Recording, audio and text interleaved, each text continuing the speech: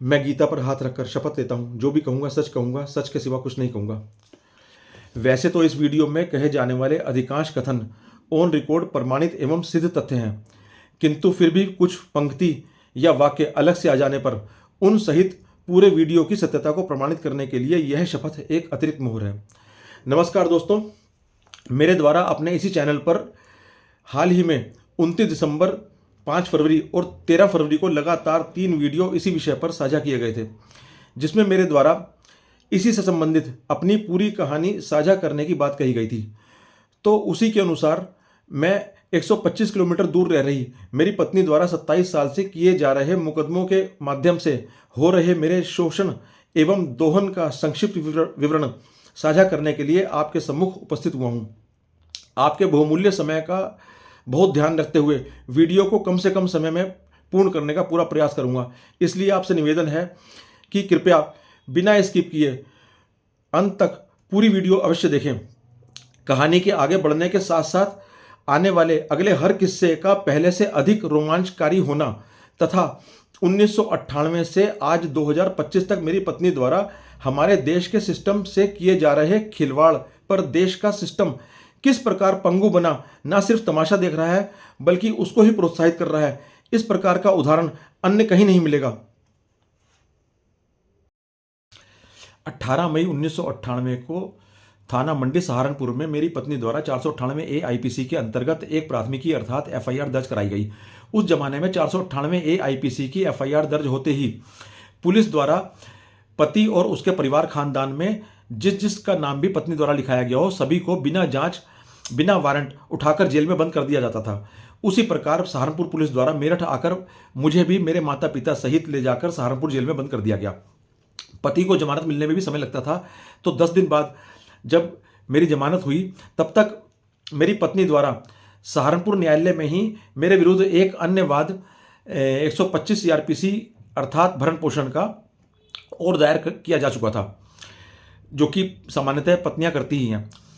मेरठ आकर मेरे द्वारा यहाँ एक अधिवक्ता से परामर्श लिया गया, तो उनके परामर्श पर मेरे द्वारा यहीं मेरठ में धारा 9 सेक्शन 9 हिंदू मैरिज एक्ट अर्थात कंजुगल राइट्स जो पति पत्नी को साथ रहने का अधिकार देते हैं, उसके अंतर्गत एक वाद दायर किया गया, जिसमें मेरी पत्नी द्वारा उपस्थित होकर सेक्शन 24 हिंदू मैरिज एक्ट का प्रार्थना पत्र दिया गया, जिसमें माननीय न्यायालय द्वारा पत्नी को मासिक अंतरिम भरण पोषण दिया जाना और प्रत्येक तिथि पर आने जाने का व्यय व मुकदमा लड़ने का व्यय, तीनों चीज़ों का भुगतान मुझे किए जाने के आदेश किए गए। तो मेरे द्वारा अपने अधिवक्ता महोदय से बात की गई कि हम जिस प्रकार हम जेल में रह आए हैं, तो क्या आपको लगता है कि अब हमारा परिवार एक साथ निर्वहन कर पाएगा, हम लोग एक साथ आ पाएंगे, तो इस बात का क्या लाभ होगा हमें। उन्होंने कहा ठीक है, अगर ऐसी बात है तो आप हम इसे बात को वापस ले लेते हैं। तो जो भी तब तक का भुगतान बनता था, एक ही माह अभी हुआ था, बस उन्हें आए हुए मेरी पत्नी को 1 या 2 तारीख पर ही आई थी वो, और जो भी उसका भुगतान बनता था दे दा के मैंने वो वाद खत्म किया। तभी दूसरे अधिवक्ता, एक अन्य अधिवक्ता द्वारा उनकी सलाह दी गई, उनकी सलाह पर मैंने सेक्शन 13 हिंदू मैरिज एक्ट अर्थात तलाक का मुकदमा दायर किया। उसमें भी पत्नी द्वारा आकर सेक्शन 24 हिंदू मैरिज एक्ट का प्रार्थना पत्र प्रस्तुत किया गया, जिसमें माननीय न्यायालय द्वारा 2000 मेरी पत्नी के 1500 रुपये में नाबालिग बच्चे के अर्थात 3500 रुपये प्रति माह अंतरिम भरण पोषण दिए जाने के आदेश हुए, और साथ में शायद 10,000 रुपये मुकदमा लड़ने के लिए एक मुश्त, और प्रत्येक तिथि पर आने के लिए 200 रुपये प्रत्येक तिथि पर यहाँ आने के लिए आदेशित किए गए, जो कि सभी कुछ उस जमाने के हिसाब से बहुत ज़्यादा था। जबकि मैं खुद सहारनपुर जाता था तो 18 रुपये का एक तरफ का किराया था, 36 रुपये दोनों तरफ का, 10 रुपये सिटी बस का आने जाने का जोड़ लो स्टेशन तक का। वहाँ तो छोटा सा शहर है, पास में स्टेशन के कचहरी है, वहाँ तो पैदल ही जाना होता था। तो 36 और 10 46 और 15-20 रुपये का वहाँ पर खाना भी खा लिया, अगर दिन में इतना ही का ही खाना हो जाता था, 20 रुपये के अंदर अंदर हो जाता था। तो 66, और उस जमाने में पेशकार साहब द्वारा पत्रावली पर हस्ताक्षर कराए जाने के प्रत्येक तिथि पर 10 रुपये लिए जाते थे, तो उसको मिलाकर भी 76 रुपये मान लो जबकि पत्नियां तो 10 रुपये भी नहीं देती थी, तो उनका तो 66 ही खर्च होते होंगे अगर वो रेलवे का टिकट भी लेती होंगी तो। बाकी वो, ये बात मैंने क्यों कही, ये कितना वो फ्रॉड कर चुकी हैं किन किन विभागों के साथ, वो सब मैं सब कहानी के सबसे अंत में बताऊंगा। तो 66 रुपये के बदले 2 लोगों का उनको बताया गया कि किराया दिया जाएगा, जबकि वो अकेली आती थी। 1-2 बार सिर्फ उनके भैया आए, और 2 जो लोगों का किराया दिलाते थे, जबकि वो आ नहीं रहे, उनके कोई हस्ताक्षर नहीं हो रहे, वो आ ही नहीं रहे कचहरी में, तब भी 2 लोगों का किराया, और वो भी ज़्यादा अधिक किराया दिलाया जाता था। इसी बीच मेरी पत्नी ने मुझे वहाँ पर कह दिया कि तलाक तो मैं किसी भी कीमत पर कभी भी नहीं दूंगी। तो वैसे तो ये बड़ी साधारण सी अवधारणा है कि यदि कोई पत्नी या बहू ससुराल में प्रताड़ित की जाती है और अपने मायके जाकर बैठ जाती है, तो पति 10 बार जाके मिन्नत खुशामद करता है, माफ़ी मांगता है, और तब भी आसानी से पत्नी आने को राजी नहीं होती। और ज़्यादा प्रताड़ित हो चुकी पत्नी तो कहती है, नहीं अब मुझे तुमसे छुटकारा चाहिए, मैं वहाँ पर वापस नहीं जाऊँगी, मैं तुम्हारा चेहरा भी देखना सहन नहीं कर सकती हूँ, अब मैं इतना दुखी हो चुकी हूँ। जनरली ये होता है। लेकिन अगर कोई पत्नी ये कहती है कि मैं तलाक नहीं दूंगी, तो उसके 2 ही कारण होते हैं। या तो सेटलमेंट की अमाउंट बढ़ाना, जो कि मेरे केस में शायद नहीं था, क्योंकि अभी तक मुकदमे छोड़ नहीं रही मेरा पीछा को। या फिर दूसरा कारण होता है कि मुझे तो वहीं आना है और छाती पर पैर रखकर उसी तरह तुम्हारा जिंदगी नरक बनाए रखना है जिस प्रकार मैं पहले बनाकर आई हूं। जो पत्नी तलाक देने को साफ मना करती है और उसकी निशा तलाक देने की होती नहीं, उसकी स्थिति में बता रहा हूं। तो मैंने अपने अधिवक्ता महोदय से बात की कि वो तो मना कर रही है कि मैं तलाक ही नहीं दूंगी, ऐसी स्थिति में मुकदमा कब तक कितना लंबा चलेगा। उन्होंने कहा फिर तो बहुत लंबा चल सकता है, कभी तक भी चल सकता है, वो तो कितना ही खींच लेगी इसको मुकदमे को। तो मैंने कहा ये तो खर्चा इतना बड़ा जो बांध दिया है माननीय न्यायालय द्वारा, ये तो मेरे लिए बहुत बड़ा बर्डन हो जाएगा, ये तो खर्चा बहुत ज़्यादा है और हासिल मुझे उससे कुछ भी नहीं होने वाला है, तो मुझे क्या करना चाहिए। तो फिर मुझे समझ में आ गया और मैंने जो भी मेरे को सलाह मुकदमों के लिए अधिवक्ता महोदय ने दी, वो सब मैंने ख़त्म करा के, जो भी एक आध मुकदमा और था, बहुत लंबा हो जाएगा अगर मैं पूरी डिटेल में जाऊँगा, तो सब कुछ बंद कराकर मैंने ये सोचा, मुझे समझ में आ गया कि खरबूजा या छुरी प्रहार किसी और से भी हो, कटना खरबूजे को ही होगा।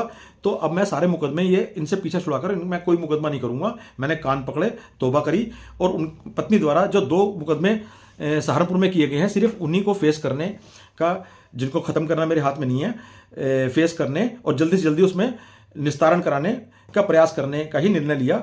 और मैंने यहाँ के मुकदमा छोड़कर सब खत्म करके सहारनपुर के मुकदमों में ही जाना शुरू कर दिया। बस वहाँ पर सबसे पहले 498A IPC में के मुकदमे में पत्नी की एविडेंस होनी थी।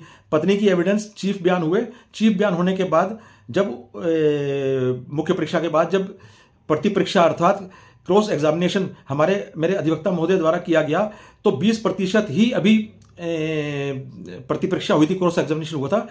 और मेरी पत्नी द्वारा कचहरी में आना बंद कर दिया गया, क्योंकि 20% में ही पूरी FIR पूरा केस झूठा साबित हो चुका था। जबकि FIR लंबी थी, अभी तो बहुत सारी प्रतिपरीक्षा बाकी थी, और थोड़ी सी प्रतिपरीक्षा में ही सारा केस झूठा साबित हो चुका था। और उस समय अनुभव के अभाव में पत्नी को भी लगा होगा कि झूठा साबित हो जाएगा तो उसके खिलाफ कोई कार्रवाई ना हो जाए। उसे पता नहीं था कि पत्नियों के खिलाफ तो कुछ होता ही नहीं है, कुछ भी कर लें। तो वो उसने आना बंद कर दिया। कचहरी में आती और चैम्बर पर वकील साहब के अपने बैठ जाती। अगर काम नहीं हो रहा तो आकर पत्रावली पर साइन कर देती, अगर काम हो रहा है तो एडजमेंट एप्लीकेशन उसकी आ जाया करती। धक्के खा के परेशान होकर फिर मेरे द्वारा माननीय उच्च न्यायालय इलाहाबाद में गुहार लगाई गई कि बात को लिंगर ऑन किया जा रहा है। तो वहाँ से माननीय उच्च न्यायालय द्वारा एक निर्देश दिया गया, जिसमें 6 महीने के अंदर ही वाद को निस्तारित करने के लिए आदेशित किया गया था। किंतु मेरी पत्नी द्वारा माननीय उच्च न्यायालय के उस निर्देश की भी कभी खूब मखौल उड़ाया गया, खूब हंसी उड़ाई गई, क्योंकि उसके बाद भी लगातार वो अपनी कंटिन्यूड एविडेंस को कंप्लीट करने के लिए माननीय न्यायालय में वर्किंग डे पर उपस्थित नहीं होती, नॉन वर्किंग डे पर हो जाती थी। और वर्किंग डे पर जो वो स्थगन प्रार्थना पत्र एडजमेंट एप्लीकेशन देती थी, अपनी अकेले की ही एविडेंस की कंटिन्यूड एविडेंस के बीच में उसने 52 एडजमेंट एप्लीकेशन दी, जो कि सैकड़ों डेटों में देनी पड़ी उसे, कई 100 डेट पड़ी, लगातार डेटें पड़ रही थी। और मुझे हर तीसरे चौथे दिन, क्योंकि तीसरे चौथे दिन डेट पड़ी थी, बहुत जल्दी मुझे जाना पड़ रहा था। तो मेरे पिताजी यहाँ पर किराने की दुकान किया करते थे, उसमें मैं भी हेल्प किया करता था। वो बेचारे परेशान हो गए, उनसे दुकान का काम हो नहीं पाता था अकेले, और मेरे को रोज़ सहारनपुर जाना पड़ता था। तो हमने भी वो दुकान भी बंद कर दी, और जिस घर में वो दुकान बना रखी थी हमने, वो घर भी बेच दिया, क्योंकि हमारा अब ये मन था कि इस मुकदमे से पीछा छूटते ही मेरठ भी छोड़ देंगे, मेरठ में भी नहीं रहेंगे। तो आखिरकार काफ़ी लंबे समय बाद उसकी एविडेंस पत्नी की पूरी हुई। उसके बाद फिर पाँच छः एविडेंस और थी पुलिस सहित, जिसमें उनके एक भाई की जो एविडेंस थी, जो सगा भाई उसी मकान में रहा करता था, उसको अचानक किस दिन एविडेंस देनी पड़ गई, क्योंकि माननीय न्यायालय ने कहा था कि वो शायद PW3 थे कि इस PW3 की तो मैं एविडेंस आज खत्म कर देंगे, मौका खत्म कर देंगे, क्योंकि पत्नी ने ही इतने साल लगा दिए थे अपनी एविडेंस में पूरी करने में। तो माननीय CJM महोदय ने कह दिया कि आज ही खत्म कर दूंगा, नहीं तो एविडेंस का मौका, नहीं तो इनको अभी बुला के एविडेंस करवाओ इनकी। उनको दुकान से उठ के भागे हुए आए, बिना वकील के चैम्बर पर गए, बिना समझे वो पेश हो गए। और जब उनके वकील ने मुख्य परीक्षा उनसे लिखवाई तो उनसे पूछा कि जब उनसे प्रश्न किया उनके वकील ने, तो उन्हें पता नहीं था कि ये मुख्य परीक्षा में मुझे क्या क्या बोलना है, समझे नहीं थे वो। तो उन्होंने पूछा भाई कारण क्या है अलग रहने का, तो उन्होंने कहा कुछ नहीं कारण, वो तो कहते हैं मारपीट करते थे, कहते हैं नहीं कभी मारपीट नहीं हुई, ये तो राजीव जी तो बहुत ध्यान रखते थे मेरी बहन का। और उन्होंने कहा फिर अलग क्यों रह रहे हैं, फिर यहाँ क्यों रह रही है। तो उन्होंने कहा कि कभी कभी इनकी अपनी सास से यानी मम्मी जी से कभी भी अर्थात सास से कहा सुनी कभी कभी हो जाया करती थी। बस ये बात उन्होंने कही मुख्य परीक्षा में ही, क्योंकि समझा नहीं था उन्होंने, पता ही नहीं था उन्हें कि क्या झूठ बोलना है। बाकी तो मुख्य परीक्षा में सबने झूठ बोला, लेकिन प्रति परीक्षा में तो सबके झूठ के पत्ते सभी के खुले। और इतनी मोटी फाइल थी जो मैंने डॉक्यूमेंट्री एविडेंस दाखिल की, जिससे पता चलता था कि मेरी पत्नी को कितने अच्छे तरीके से घर में रखा गया था। और सभी की प्रति परीक्षाओं में वाद इतनी बुरी तरह से झूठा साबित हुआ था कि पूरी उम्मीद थी कि उसके खिलाफ कुछ ना कुछ, मेरी पत्नी के खिलाफ कुछ ना कुछ आदेश होगा कि ऐसी झूठी FIR, ऐसा झूठा मुकदमा करने के लिए उसके ऊपर कोई ना कोई कार्रवाई अवश्य होगी। तो मैंने अपने बल्कि अधिवक्ता महोदय से पूछा भी, मैंने कहा जी जैसे मुकदमा ये झूठा साबित हुआ, हालांकि एविडेंस के बाद वो तो बहस करने को भी तैयार नहीं थे, अंतिम बहस होनी थी। आखिरकार मेरे द्वारा 56 पेज की लिखित बहस दाखिल की गई, जबकि अभियोजन पक्ष को दाखिल करनी थी, मतलब शुरुआत करनी थी बहस की। फिर मेरे द्वारा लिखित, क्योंकि वो आई नहीं थे बहस करने के लिए, तो मैंने लिखित ही दाखिल कर दी। फिर उनके द्वारा 14 पेज की जो मेरी बहस का उत्तर दिया गया, तो उसमें एक भी लाइन मेरी किसी बात के विरोध में नहीं लिखी, कोई भी बात नहीं काटी मेरी, सभी बात उनको स्वीकार थी एक तरह से, ये समझो कि और अलाए बलाए गा के पता नहीं क्या क्या लिख दिया 14 पेज में। फिर मैंने भी उसका प्रति उत्तर लिखते हुए उसकी जो 14 पेज का भी जो भी अलाए बलाए गाई थी उस सब का भी खंडन करते हुए, पत्रावली की ऐसी स्थिति थी कि शायद सहारनपुर में आज तक कोई 498A का कोई केस इतना झूठा साबित नहीं होगा जितना झूठा मेरा केस साबित हुआ था।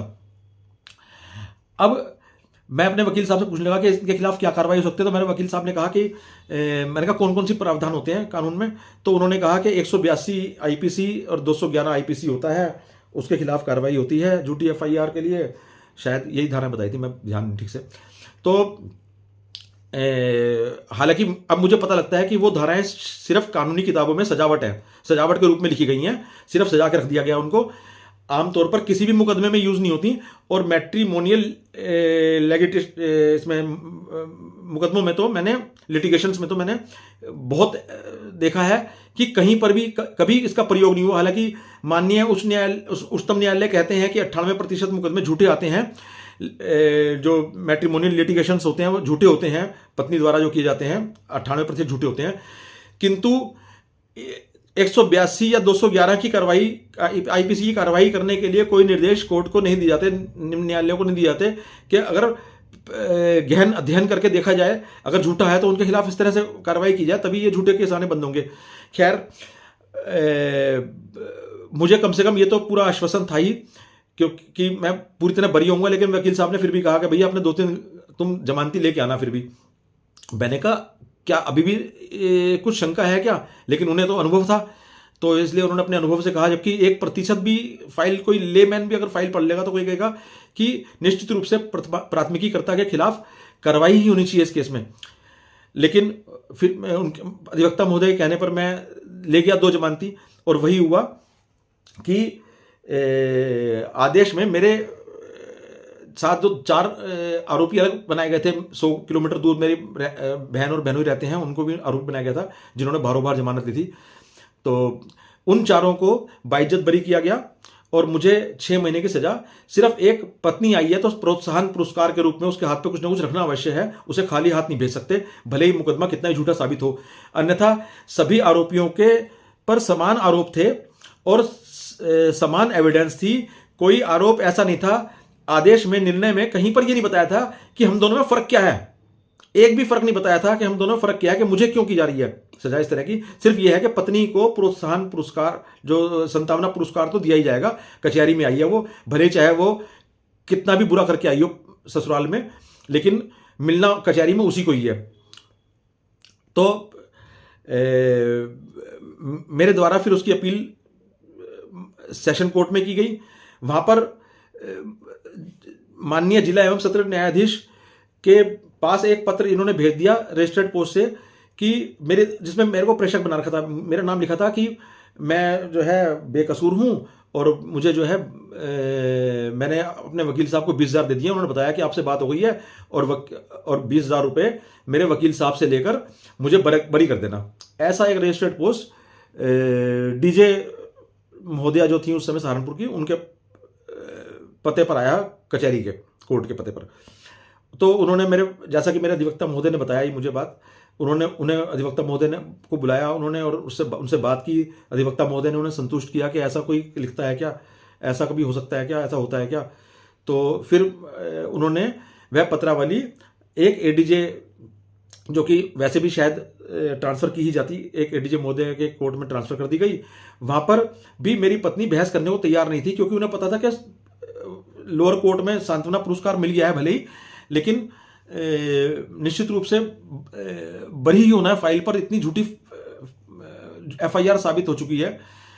तो लेकिन वहां पर भी ये बहस नहीं कर रहे थे, तो हमने लिखित बहस दाखिल की, इन्होंने भी लिखित बहस फिर दाखिल की। और बल्कि लोअर कोर्ट में तो जब बहस हुई थी तो मौखिक भी हुई थी, और मौखिक बहस में उनके अधिवक्ता तो बीच में बहस छोड़ के चले गए थे। जब पत्नी अपनी एफआईआर झूठी होती देख के खूब तेज कचहरी में चिल्लाने लगी थी कोर्ट रूम में। अब यहां पर भी हमने लिखित बहस दाखिल की दोनों तरफ से, तो फाइल जो है आदेश के लिए रक्षित कर ली गई माननीय एडीजे महोदय द्वारा। और वहां पर भी एक दिन पहले बिल्कुल उसी प्रकार से एक लेटर आ गया कि मेरी अधिवक्ता महोदय से बात हो गई है अपने, कि आपने जो है, आपसे बात हो गई है, उनको मैंने 20,000 दे दिए हैं, मैं बेकसूर हूं, मुझे बरी कर देना। ये बात मुझे बाद में पता चली कि क्योंकि वहां पर वो लेटर कोर्ट की एड्रेस पर था और वहां के कोर्ट के जो स्टाफ है उनके द्वारा पढ़ा गया था, तो बात तो सारे में फैली जानी थी और मुझे भी जानकारी हो गई उस बात की। तो अब बजाय उस पत्र का संज्ञान तो लिया नहीं एडीजे महोदय ने, और सीधे सीधे मेरी जो अपील थी वो खारिज कर दी और मुझे दोबारा से जेल भेज दिया गया। वहीं से मेरे पापा मेरे साथ सहारनपुर गए हुए थे, उन्होंने वहीं से ट्रेन पकड़ी, इलाहाबाद चले गए। इलाहाबाद जाकर जब रिवीजन दाखिल किया गया, साथ में बेल एप्लीकेशन दाखिल की गई, तो वहां पर माननीय न्यायमूर्ति द्वारा यह फरमाया गया कि अरे सिर्फ 6 महीने की सजा है, यहाँ तो 20-20, 30-30 साल मुकदमे बाद में पड़े रहते हैं, 6 महीने की सजा के लिए क्या मुकदमा पेंडिंग रखना है, इस पर मैं फाइनल हियरिंग ही करूंगा। और यह कहकर पत्रावली एक तरफ रख दी कि मैं बेल नहीं सुनूंगा, फाइनल हियरिंग कर लेंगे, सिर्फ 6 महीने की सजा है। जबकि फाइनल हियरिंग का मतलब यह था कि यहां से रिकॉर्ड जाएगा लोअर कोर्ट से, और लोअर कोर्ट से कितने महीने में रिकॉर्ड जाएगा, इतने महीने में जेल में रहूंगा। तो फिर वहां पर जो मेरे अधिवक्ता महोदय हैं उन्होंने वहां पर पता नहीं मेंशन करते हैं या कोई प्रार्थना पत्र लगाते हैं, कैसे करके फाइल दोबारा पेश कराई गई और वहां पर यह कहा गया कि पत्रावली वहां से लोअर कोर्ट से रिकॉर्ड आने में समय लग जाएगा, कई महीने लग जाएंगे। तो मैं यहां आने का फायदा ही क्या हुआ, पूरी तरह से पत्रावली झूठी साबित है, पूरा केस पूरा झूठा साबित है। और बड़ा अजीब विडंबना थी, अर्थात मुझे अगर 2-3 साल की सजा होती, मैं वास्तविक दोषी होता और लंबी सजा दी होती, तो मुझे बेल मिल जाती तुरंत कि हाँ भाई चलो बेल दे दो। अब छोटी सजा है तो इसलिए बेल दे दूंगा, मैं फाइनल हियरिंग करूंगा, ऐसा माननीय न्यायमूर्ति महोदय का मानना था। लेकिन दोबारा फाइल पेश होने पर जब मेरे अधिवक्ता महोदय ने कहा कि मेरे पापा वहां पर थे और बीमार पड़ गए थे बहुत ज़्यादा, वहां पर उनकी स्थिति बहुत खराब हो गई थी, होटल में पड़ रहे बीमार, जिस आयु में उन्हें मेरी सेवाएं मिलनी चाहिए थी, वहां उस आयु में वो मेरी वजह से बेचारे धक्के खाते फिर रहे थे और बुखार में, वहां होटल में बुखार में पड़ रहे और कोर्ट में भी बुखार में आए। अपना अंतिम समय जो उन्हें मेरी सेवा के समय ये सब मेरे वजह से देखना पड़ रहा था। मुझे अपने लिए कभी दुख नहीं होता, लेकिन मेरे माता पिता ने जो देख कर गए हैं मेरी वजह से, उसके लिए मुझे बहुत दुख होता है, बहुत भावुक हो जाता हूँ मैं उसके लिए। तो जब फिर न्यायमूर्ति महोदय को कुछ समझ में आई बात, शायद उन्हें लगा कि हाँ ये तो गलत हो गया है शायद, तो उन्होंने फिर मेरे सज़ा को 10,000 रुपये जुर्माना कहते हुए और मुझे बरी कर दिया। बाहर आने के बाद मैंने अपने पापा से बात की, मैंने कहा क्या हुआ, तो उन्होंने बताया कि ऐसे ऐसे पहले तो जमानत खारिज हो गई थी, वो तो मुझे पता लग गया था कि भाई फाइनल हियरिंग करूंगा, फाइनल हियरिंग का मतलब तो बहुत लंबा टाइम लग जाता, तो ऐसे हुआ। मैंने अपने पापा से कहा भी, मैंने कहा मैं कोई बात नहीं, मैं सुप्रीम कोर्ट जाऊंगा और मुझे ये 10,000 जुर्माना खत्म कराना है अपना, ये जुर्माना भी नहीं चाहिए मेरे को अपने ऊपर। तो लेकिन पापा ने कहा ठीक है, अब केस खत्म हो चुका है, सुप्रीम कोर्ट में पैसे बहुत लगते हैं, इतना तो हम भाग रहे हैं पहले ही और अभी भी भागना है और मुकदमा भी उसने चल कर रखा है, तो अब नहीं। फिर मैं अपने पिता की बात मानकर सुप्रीम कोर्ट नहीं जा पाया, क्योंकि महंगा भी काम है, सुप्रीम कोर्ट जाना भी बहुत महंगा होता है। तो और पिता की बात भी मैंने मानकर उसी को स्वीकार कर लिया, जो 10,000 रुपये मेरे ऊपर जुर्माना हुआ। अब 125 CRPC का मुकदमा चल रहा था, तो उसमें भी मेरी पत्नी द्वारा बिल्कुल वही स्थिति कि एंट्री मेंटेनेंस तो उसमें तय हो चुका था, लेकिन फाइनल के लिए अभी उसका एविडेंस होना था। तो एविडेंस में उसकी जो 125 CRPC में जो एविडेंस होनी थी, उसमें सिर्फ अकेले उन्हीं की, मेरी पत्नी की होनी थी और किसी की एविडेंस उन्होंने नहीं करानी थी। और उसमें भी मुख्य परीक्षा होने के बाद अपनी प्रतिपरीक्षा के दौरान उन्होंने कोर्ट में आना बंद कर दिया। बिल्कुल वही स्थिति जो 498A IPC में हो रही थी, क्योंकि अभी भी उन्हें कहीं लगता था कि शायद इस बार तो मैं बच गई हूँ, कहीं अगली बार मेरे को झूठे बयान देने के चक्कर में सजा ना हो जाए, क्योंकि बयान उनके झूठे लगातार साबित हो रहे थे। और उन्होंने आना बंद कर दिया, बल्कि उसका तो मैंने रिकॉर्ड भी निकलवाया था, जिसमें उन्होंने लगातार 4 साल तक अपनी प्रतिपरीक्षा के दौरान ही 27/2/2007 से 30/3/2011 तक 4 साल में, चूंकि इसमें रूटीन डेट पड़ी थी, 55 डेट पड़ी 4 साल में, क्योंकि इसमें कोई हाई कोर्ट माननीय उच्च न्यायालय की कोई डायरेक्शन तो थी नहीं, निर्देश कोई जल्दी तय करने की, तो 55 डेट्स लगी 4 साल में, और जिसमें 26 एडजमेंट एप्लीकेशन इन्होंने दी, जिसकी मैंने 4 साल की ऑर्डर शीट पूरी निकलवाई, सर्टिफाइड कॉपी, और उसके बिहाफ पर जो मैंने ये एक समरी तैयार की, वो आपको दिखाता हूं मैं। ये देखो, ये पहला कॉलम जो है ये वो है जिसमें जिस डेट पर, ये टिक का मतलब ये है कि इन्होंने जो टिक का मतलब है कि इन्होंने एडजमेंट एप्लीकेशन दी, और इधर टिक का मतलब है कि कोर्ट काम नहीं कर रही है, या कोर्ट स्ट्राइक है, कोर्ट छुट्टी पर है, या कोर्ट वैकेंट है। वो ये पहले वाले कॉलम हैं, ये 26 जो टिक हैं, पहले वाले कॉलम में 26 टिक हैं टोटल, जिसमें कि 3 पेजों पर, जिसमें कि 26 डेटों पर इन्होंने एडजमेंट एप्लीकेशन दिए, ये सब टिक हैं। जो सेकंड वाला कॉलम है, इसमें देखो, सेकंड वाले कॉलम में एक बार ये है, सेकंड वाले कॉलम में कि कोर्ट काम नहीं कर रही, यहां पर इन्होंने जो टिक है एडजमेंट एप्लीकेशन, और यहां पर एडजमेंट एप्लीकेशन नहीं है, तो यहां पर टिक का मतलब कोर्ट, यहां शायद कोर्ट वैकेंट थी, क्योंकि काफी लंबे टाइम तक यहां पर टिक लगे हुए हैं, मतलब कोर्ट की तरफ से काम नहीं हो रहा, यहां टिक का मतलब यह है। और लगातार 3 बार अंतिम अवसर, एक बार अंतिम अवसर समझ में आता है, 3 अंतिम अवसर, 3 कंटिन्यूड डेट पर, इस डेट पर अंतिम अवसर, अगले पर कॉस्ट हर्जा और अंतिम अवसर, इस पर हर्जा और अंतिम अवसर। ऐसे ही इधर ये पहले वाले इस पे पहले पेज पर भी है सेम चीज, ये अंतिम अवसर, अंतिम अवसर, अंतिम अवसर। इसका मतलब अंतिम अवसर का मतलब तो ये हो गया कि जब तक कंटिन्यूड डेट पर भी हम अंतिम अवसर देंगे, चाहे 10 बार देना पड़े। अरे ऐसे लिखो ना, अगर 3 बार अंतिम अवसर दिया तो ऐसे लिखो कि third last opportunity, second last opportunity, फिर लास्ट अपॉर्चुनिटी, ये लिखो ना। हालांकि थर्ड तो इसलिए लिखा ना कि पता नहीं 10 अपॉर्चुनिटी, लास्ट अपॉर्चुनिटी देनी पड़ जाए कंटिन्यूड डेट पर, क्योंकि अपॉर्चुनिटी तो पत्नी की तो खत्म कर ही नहीं सकते ना, और पति तो वहां बाहर खड़े हुए, अगर उसको यूरिन का प्रेशर लग रहा है, पेशाब करने जाते हुए भी डरता है कि कहीं मैं चला गया और आवाज लग गई, पिक हो गई फाइल, तो वहां मेरे खिलाफ कुछ न हो ना जाए। और वो 10-10 डेट पर भी लगातार उनको अंतिम अवसर दिए जाने, इसलिए वो थर्ड लास्ट अपॉर्चुनिटी लिखते हैं और लगातार दिए जा रहे हैं उनको। और जो हर्जा हुआ है 350 रुपये 4 साल में, सिर्फ 350 रुपये हर्जा हुआ उन पर, जबकि मैं एक डेट पर ना जाऊं तो पता नहीं 300, 400 रुपये भी, 500 रुपये भी हर्जा हुआ मेरे पास एक बार, जबकि वो 1 किलोमीटर दूर से आ रही है, मैं यहाँ से 125 किलोमीटर दूर से जा रहा हूँ। और तब भी 4 साल में 55 डेट्स पर 26 एडजमेंट एप्लीकेशन के बाद सिर्फ 350 रुपये खर्चा टोटल मिलाकर, और वो भी माननीय न्यायालय मुझे दिला नहीं पाए, सिर्फ आदेश ही करके फाइल पर ही रह गया, वो ना एडजस्ट करा पाई। मैंने कितनी बार प्रार्थना पत्र भी दिए कि ये 350 रुपये तो मुझे दिलाओ, पता चले कि माननीय न्यायालय उनके खिलाफ भी कुछ करते हैं, 350 रुपये तो दिलवाओ। और जबकि इन 4 सालों के अंदर एक कॉलम इसके अंदर ये है, ये देखिए, ये तीसरा कॉलम जो है जिसमें मेरे द्वारा कोई एडजमेंट एप्लीकेशन दी गई हो, तीसरा कॉलम ये है, ये विपक्षी द्वारा एडजमेंट एप्लीकेशन दी गई है क्या? सब जगह क्रॉस, कोई नहीं, पूरे 4 साल के अंदर एक है सिर्फ, ये देखो दूसरे पेज पर सिर्फ एक ही है, एक ये एडजमेंट एप्लीकेशन मेरे द्वारा दी गई है, बाकी कोई 4 साल में एक भी नहीं दी मैंने, जबकि मेरी एविडेंस नहीं होनी थी, एविडेंस उनकी होनी है।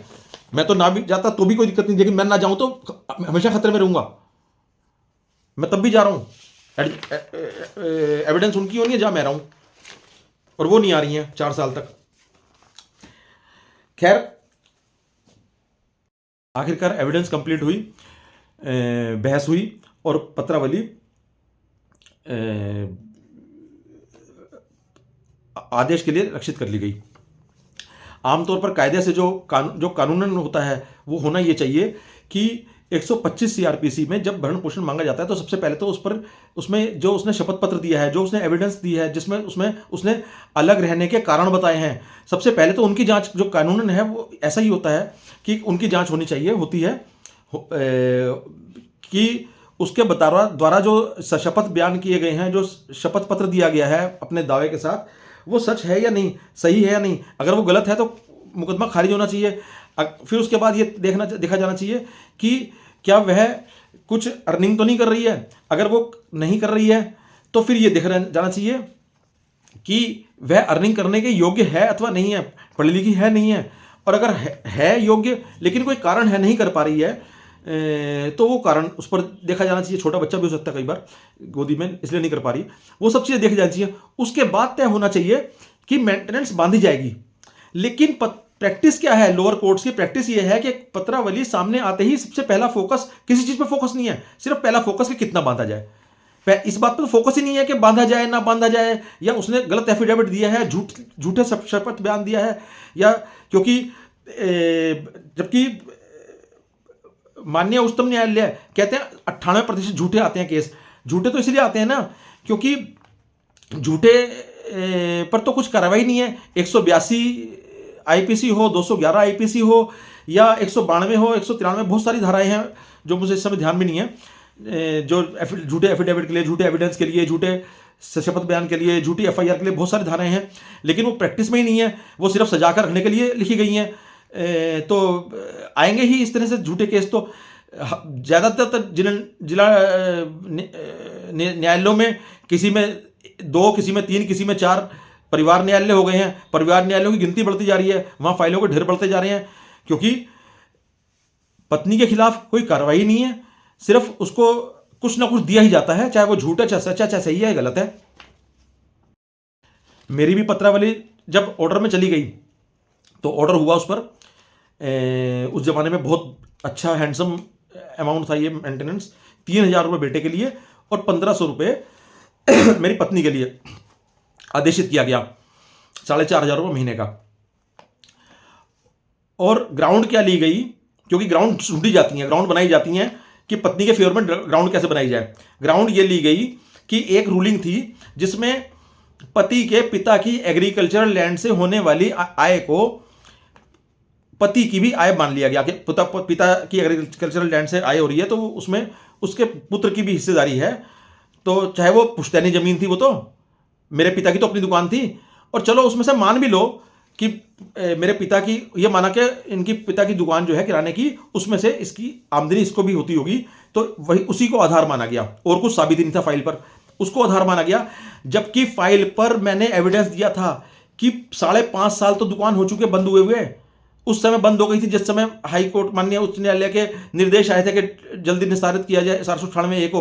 पापा अकेले संभाल नहीं पाते, मैं शाम को उनको साथ जो 2 घंटे 3 घंटे ड्यूटी देता था वो मैं दे नहीं पा रहा था। पापा बेचारे थकने लगे थे क्योंकि मैं अंधेरे में निकलता था सहारनपुर की कचहरी के लिए और अंधेरे में वापस आता था, पूरा दिन लग जाता था। और पापा ने फिर दुकान ही बंद कर दी परेशान होकर, और उस दुकान को 5.5 साल बंद हो चुके और उसका मैं एविडेंस दे चुका हूँ।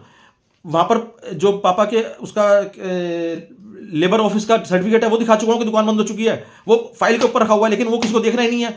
जो पति के फेवर की चीज़ है वो तो देखनी नहीं है ना। उसको बता दिया कि उस दुकान से इसको भी आय प्राप्त होती होगी, मतलब उसका आय में से इसका भी हिस्सा माना जाएगा। वो दुकान ही बंद हो चुकी 5.5 साल पहले, आदेश से पहले, जिस दुकान का हिस्सा मान रहे हो आप कमाई का, लेकिन आदेश करना है किसी भी तरह से। खैर, आदेश हो चुका था, 4,500 रुपये महीने का, अच्छी हैंडसम अमाउंट थी। और चूंकि ये 4 साल से अपनी एविडेंस के दौरान कोर्ट में आ नहीं रही थी, और 5 साल का मेंटेनेंस पेंडिंग हो गया था, देता किसको, मेरे पास तो उनका बैंक अकाउंट नंबर भी नहीं था कि उनके बैंक में डाल दूं। 5.5 साल के उन्होंने 5.5 साल का मेंटेनेंस एक ही 125 दिन के प्रार्थना पत्र पर एग्जीक्यूशन के लिए एक ही प्रार्थना पत्र डाल दिया, 5.5 साल का। और मुझे उस पर दिया गया, मैंने उस पर दिया, भरण पोषण देना शुरू किया। मैं बार बार माननीय न्यायालय से गुहार लगाता रहा कि इन्हें 11 महीने का प्रार्थना पत्र देना चाहिए, क्योंकि ये बार बार हिसाब में गलती बताते थे, हिसाब रोज हर बार गलत बताते थे कि अब इतने निकल रहे हैं, अब इतने निकल रहे हैं। मैं कहता 11 महीने का होगा तो हिसाब में कोई गलती नहीं लगेगी। लेकिन माननीय न्यायालय द्वारा आदेश कर दिया गया, नहीं कोई बात नहीं, अगर ये एक ही प्रार्थना पत्र पर लेना चाह रही है तो एक ही प्रार्थना पत्र पर लेने दो। लाखों रुपए उसी एक ही प्रार्थना पत्र पर दिए गए, जबकि और किसी मैटर में ऐसा नहीं होता है। पता नहीं उसके लिए क्या फेवर है, समझ नहीं आया मुझे। सभी लोग 11 महीने का डालते हैं। फिर आखिरकार 2014 आ गया और मेरा बेटा बालिग हो गया, तो मुझे लगा कि जो पेंडेंसी थी अब धीरे धीरे आसानी से खत्म होने लगी, क्योंकि बालिग होने के बाद बेटे का तो मेंटेनेंस बंद ही हो जाएगा, तो अब धीरे धीरे ये पेंडेंसी कम होने लगेगी। और एक फिर आदेश भी ऐसा भी आया कि हाँ भाई अब तुम भी 11 महीने की एप्लीकेशन डालो। ये गलत बात है कि एक ही प्रार्थना पत्र पर ले रहे हो, बार बार उसे एफिडेविट देना पड़ता था। मैंने बार बार गुहार लगाई कि मुझे बार बार सही कराना पड़ता है, क्योंकि हर बार हिसाब मेरा सही निकलता था, वो हर बार मुझे प्रताड़ित करने के लिए हिसाब ही गलत बताती थी, निकल कुछ रहा है बता कुछ देती थी। फिर आखिरकार वो धीरे धीरे कम होने लगा। मैंने कहा 2014 के बाद तो बिल्कुल ही खत्म हो जाएगा, मेरे तो अब सहारनपुर से जान छूट जाएगी ये, क्योंकि बेटे का मेंटेनेंस बंद हो जाएगा और पिछली पेंडेंसी अब धीरे धीरे आराम से और जल्दी उतरने लगेगी। तो अब यहां पर आकर, क्योंकि इसके बाद कुछ करने को बचा ही नहीं है, मुकदमा क्या करेंगी, तो लेकिन मेरी यहाँ मैं गलत था। यहाँ तक तो वैसे भी जो भी मेरी कहानी है वो ज़्यादातर मुकदमों में ऐसी ही होता है। कुछ मेरा कुछ थोड़ा ज़्यादा हो गया होगा, औरों में थोड़ा कम होता होगा, ऐसा मेरे में थोड़ा ज़्यादा हो गया होगा, मेरे मुकदमे ज़्यादा झूठे साबित हुए होंगे और उसके बावजूद भी उसको जो है फेवर मिला होगा, औरों के इतने झूठे साबित नहीं हो पाते होंगे। यहाँ तक तो बहुत सामान्य है फिर भी। लेकिन यहाँ सब कुछ खत्म होने के बाद 2014 के बाद जब मुझे लग रहा था कि अब सब कुछ खत्म होने वाला है, उसके बाद जो शुरू होने लगा वो एक बिल्कुल मेरी पत्नी के हैरत अंगेज कारनामे हैं। हालांकि उसके हैरत अंगेज कारनामे होना या मेरे पीड़ा होना, क्योंकि हम 140 करोड़ की जनसंख्या में हम दोनों बहुत छोटी इकाई हैं, कोई वैल्यू नहीं है हमारी, ना उसकी हैरत अंगेज कारनामों की, ना मेरी पीड़ा की। लेकिन आगे जो होने वाला है इस कहानी में वो हमारे सिस्टम का चेहरा है, जो हमारे सभी नागरिकों को देखना जरूरी है। क्योंकि हम जिससे हमारे लोग जो अपने संस्कृति पर हम इतना गर्व करते हैं, तो हमें अपने सिस्टम पर शर्मिंदगी महसूस होनी चाहिए हमारे देश के सभी नागरिकों को, जिसमें नागरिकों में वो लोग भी आते हैं जो मेरी तरह इस पीड़ा को सह रहे हैं, वो लोग भी आते हैं जो सह रहे लोगों की पीड़ा को देखकर मूक रहते हैं और तमाशा देखते हैं और अपने बच्चों के साथ ऐसी स्थिति आने तक का इंतजार करते हैं, और जो बड़ी बड़ी कुर्सियों पर बैठे हैं जो इसमें सुधार भी कर सकते हैं, उन्हें भी, ये सभी हम लोग नागरिक हैं और सभी को शर्मिंदगी महसूस होनी चाहिए। हमारी संस्कृति पर जितना हमें गर्व है उतना अपने सिस्टम पर हमें शर्मिंदा भी होना बहुत ज़रूरी है।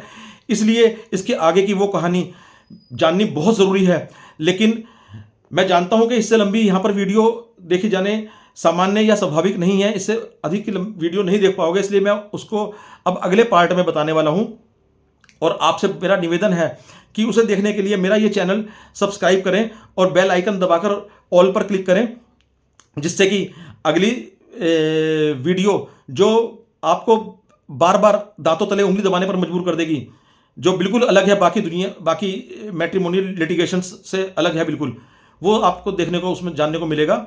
और प्लीज़ वह भी अवश्य देखें। और इससे पिछली वीडियो भी यदि देखना चाहें तो उसमें भी, जो कि वीडियो की बेसिक वीडियोज़ हैं, 3 वीडियोज़ मैंने शुरू में बताई थी, वह भी अवश्य देखें। और यहाँ तक देखने के लिए बहुत बहुत धन्यवाद। नमस्कार।